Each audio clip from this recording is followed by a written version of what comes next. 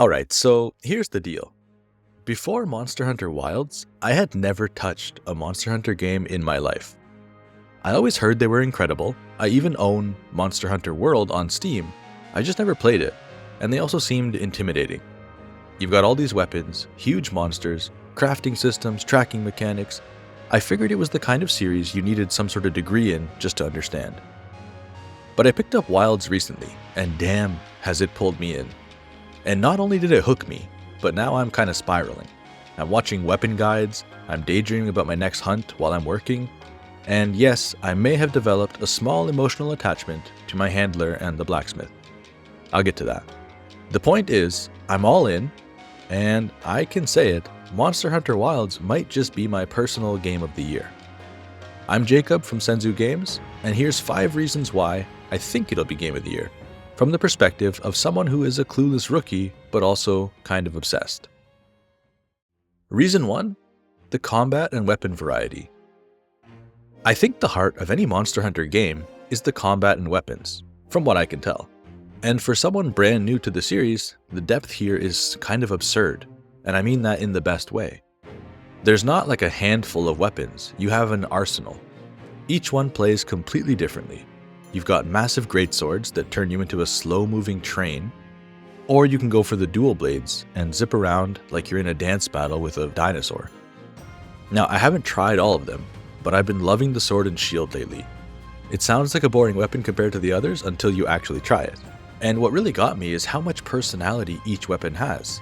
It's not only damage numbers going up, the way you fight, like the actual way you fight, the dodge, and even approaching monsters, changes depending on what weapon you're holding. It's like learning different martial arts, except instead of sparring with a partner, you're stabbing a dragon. And the learning curve, in my opinion, is steep, especially when you're coming in blind. But every little breakthrough feels incredible. It's like you're genuinely learning. The first time you land a perfect counter, or chain together some sort of combo without panicking and screwing it up, it's a rush, and it's the kind of satisfaction that I don't get from most games. I remember feeling the exact same way with Elden Ring. Learning the movesets, learning the timing, and playing around that, it's really satisfying. Reason 2, the monsters and the living world. Of course, we can't talk about Monster Hunter without talking about the actual monsters.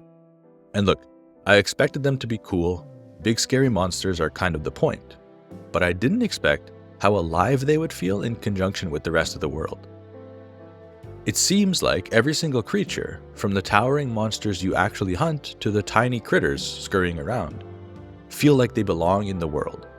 You're not running into scripted boss fights over and over, you're stepping into what feels like a functioning ecosystem, where monsters small and large hunt, fight, and react to the world.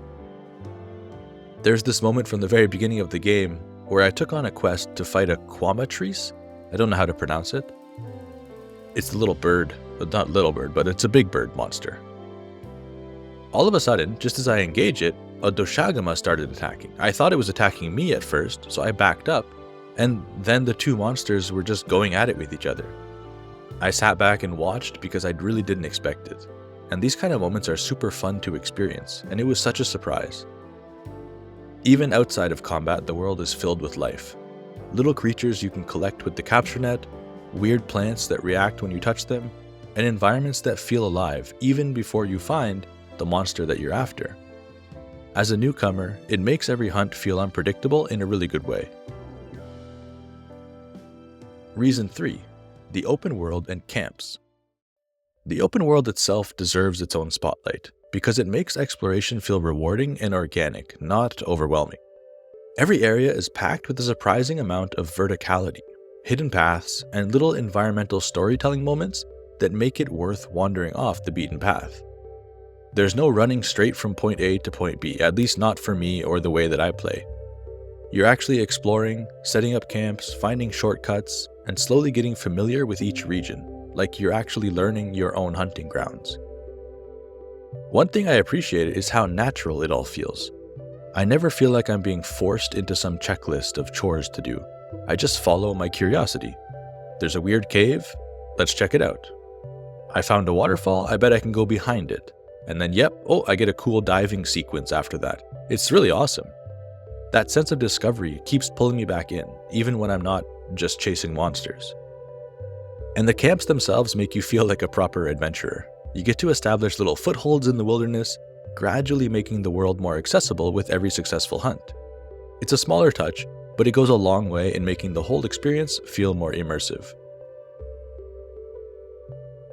Reason 4 is the food.